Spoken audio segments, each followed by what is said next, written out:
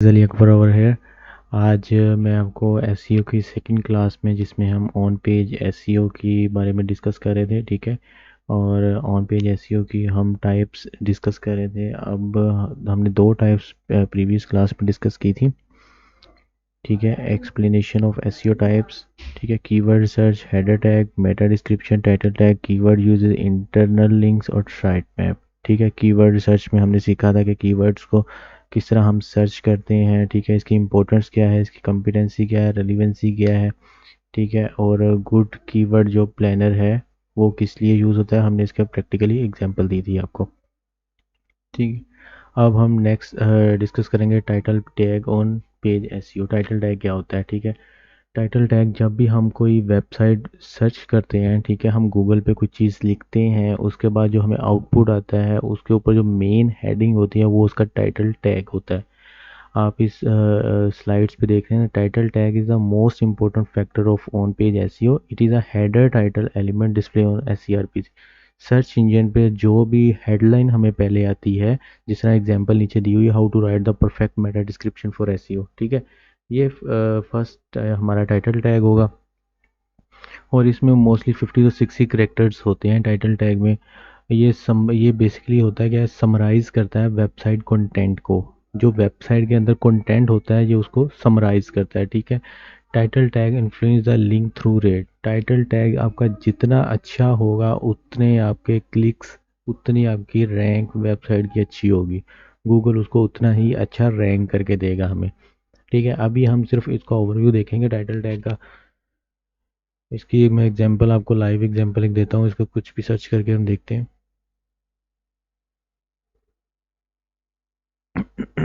Search engine में लिखा what is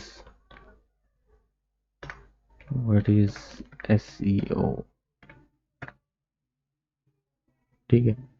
ये अब आ गए हैं, इसके सारे जो भी रिजल्ट हैं सर्च इंजन के वो हमारे पास आ गए हैं। ये रैंक्स हैं वेबसाइट की। ये जो है ये इसका टाइटल टैग है, what is SEO, search engine optimization best practice. ये इसका टाइटल टैग है।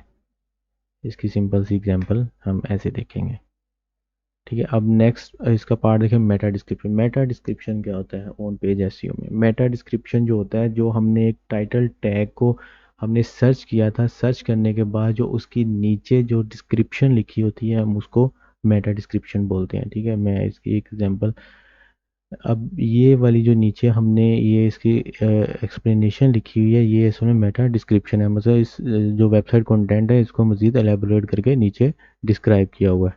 ये इसकी मेटा डिस्क्रिप्शन की एग्जांपल आ जाएगी। इसमें मोस्टली 155 to 160 करेक्टर्स होते हैं, ठीक है। इसके दरमियान में ही रहना चाहिए। जब इसके एक्सीड करेगा ना करेक्टर्स, तो वो फिर आगे डॉट डॉट्स अक्सर शो कर देता है सर्च इंजन। तो फिर वो अगला कंटेंट जो आपने वर्ड होते हैं या सेंटेंस होते हैं वो शो नहीं करता, ठीक है। इसकी एग्जांपल लेते हैं, meta description is a brief description that summarise the content of the website.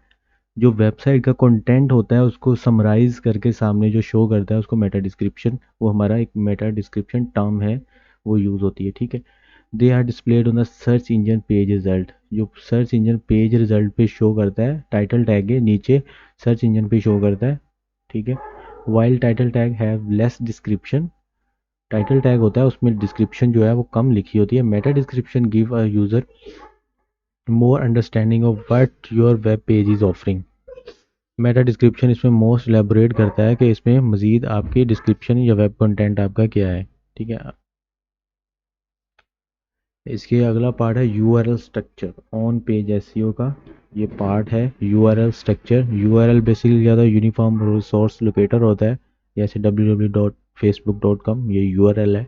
इसी तरह एक ये लोकेटर होता है, जब हम गूगल सर्च इंजन पे टाइप करेंगे तो हमें वो डायरेक्ट उस पेज पे ले जाएगा। अब use SEO friendly URL, they help to understand the what the web page is about.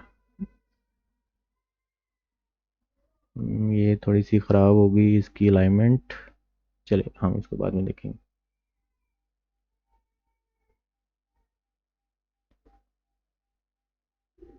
ये मैंने एग्जांपल यहाँ पे गलत कोट हो गई है। ये उस में जो लास्ट स्लाइड हमने देखी थी, ये मेटा डिस्क्रिप्शन की, ये वाली वहाँ पे आएगी, ठीक है। ये मिस्टेकनली यहाँ पे आ गई मेरे से, चलें कोई बात नहीं।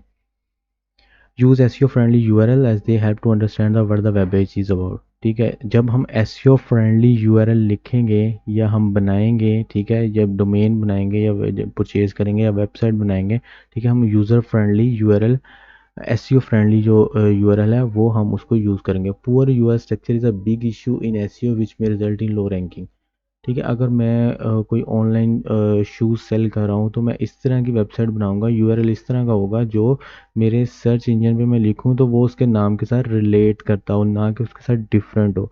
ठीक है, फिर इस तरह इसकी रैंकिंग में इश्यूज आता है। अगर हम पुअर यूआरएल स्ट्रक्चर होगा हमारा, वो उसमें गूगल पे रैंकिंग में या सर्च इंजन में रैंकिंग में वो इसमें इश्यूज होंगे। हम इसमें सिर्फ सिंपल सिंपल अभी इसकी हेडलाइंस और जो इम्पोर्टेंट इसके पॉइंट है सिर्फ वो डिस्कस करेंगे, फिर इसको प्रैक्टिकली इंप्लीमेंट करके देखेंगे।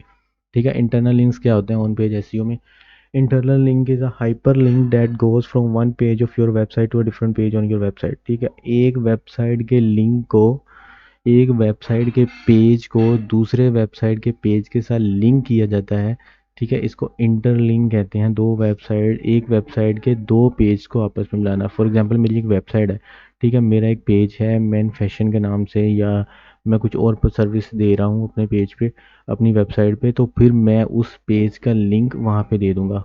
उससे क्या होगा, जब कस्टमर या कोई क्लाइंट वहाँ पे जाएगा, उस पेज पे उस लिंक को क्लिक करेगा, वो डायरेक्टली उसको नेविगेट कर देगा दूसरे पेज पे जो मैंने बनाया हुआ है। ठीक है, उसके साथ ये इंटरलिंक कर देता है।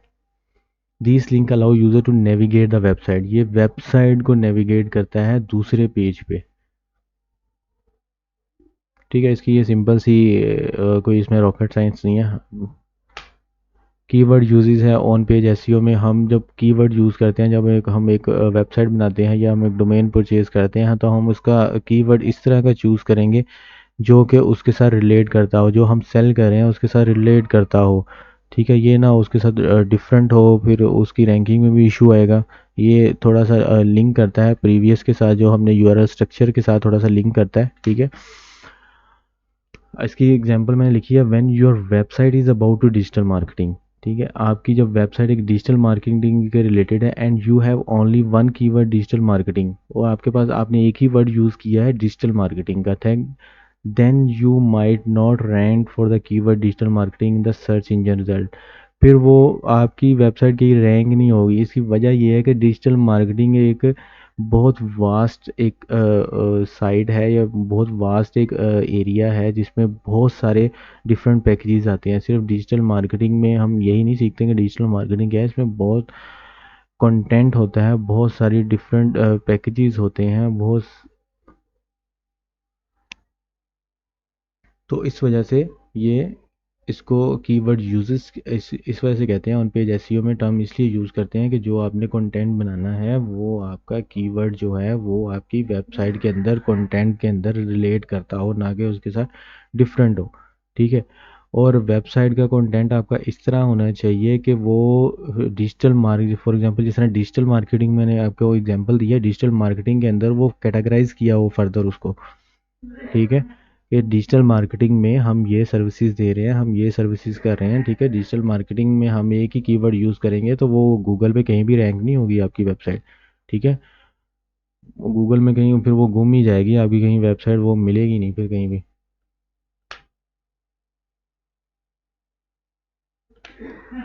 ठीक है, साइट मैप आ जाता है ऑन पेज एसईओ में। साइट मैप आ रहा है hierarchy list of a website. ठीक है, it design for both user and search engine to understand the structure of the website. ठीक है, ये बेसिकली हायरार्की है वेबसाइट पे, ये एलेबोरेट कर देता है डिफरेंट पार्ट्स आपकी वेबसाइट के। उसको डिज़ाइन इस तरह से किया होता है कि आपके वेबसाइट के स्ट्रक्चर को ये डिफाइन करता है। ठीक है, site map also tell search engine which page on your site are most important, और ये डिफाइन करेगा कि आपके पेज आपकी वेबसाइट का जो सबसे मोस्ट इम्पोर्टेंट पार्ट कौन सा है। इसमें टू टाइप्स होती हैं साइट मैप की, एक एच टी एम एल होती है, ठीक है, और एक्स एम एल होती है। एच टी एम तो डिज़ाइन फॉर ह्यूमंस है, ठीक है, H T M hypertext markup language है जो जिसकी कोडिंग है, ठीक है, वेबसाइट डेवलपमेंट में यूज़ होती है। एक्सएमएल है, साइट मैप है, डिज़ाइन फॉर क्रॉलर्स।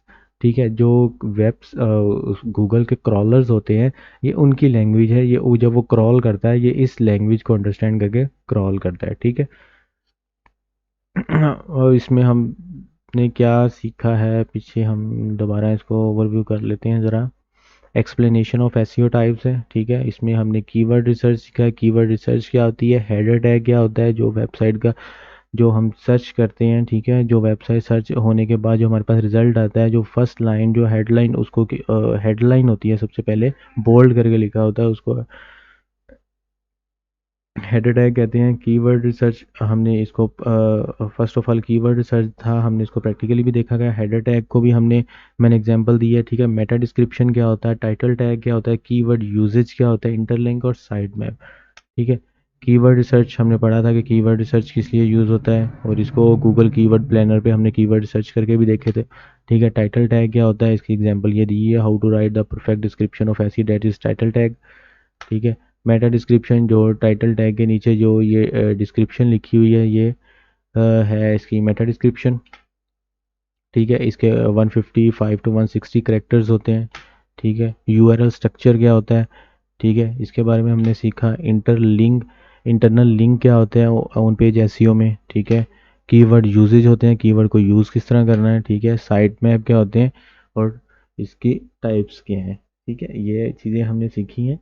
अब हम नेक्स्ट क्लास में हम सीखेंगे कि ऑफ पेज एसईओ क्या होता है, ठीक है, और ऑफ पेज एसईओ की टाइप्स क्या होती हैं, इसमें कौन कौन सी चीज़ें आती हैं, ठीक है, और उसको प्रैक्टिकली किस तरह हम इम्प्लीमेंट करते हैं, ठीक है। प्रैक्टिकली तो हम खैर नेक्स्ट स्टेप्स में देखेंगे। अभी तो मैं सिर्फ इसकी मैं आपको ओवरव्यू सिर्फ दे रहा हूँ ताकि आपको पता हो। कोशिश मेरी यही है कि आप इसको कॉपी पेंसिल लेके बैठे हो ताकि आप ये टाइप्स लिख लें, क्योंकि कहीं भी आपको कहीं यूज़ होंगी तो आपको ये चीज़ें पता होना चाहिए कि मेटा डिस्क्रिप्शन क्या होती है, ठीक है। जब आप एसईओ करेंगे तो आप कस्टमर या क्लाइंट आपसे पूछेगा कि ये मेटा डिस्क्रिप्शन है, आप कि हर एक टर्म्स का पता होना चाहिए, ठीक है, कि टाइटल टैग क्या है, मेटा डिस्क्रिप्शन क्या है, यूआरएल स्ट्रक्चर क्या है, ये चीज़ें आपको पता होनी चाहिए, ठीक है। यूजेस तो हम इसको बाद में देख ही लेंगे प्रैक्टिकली करके।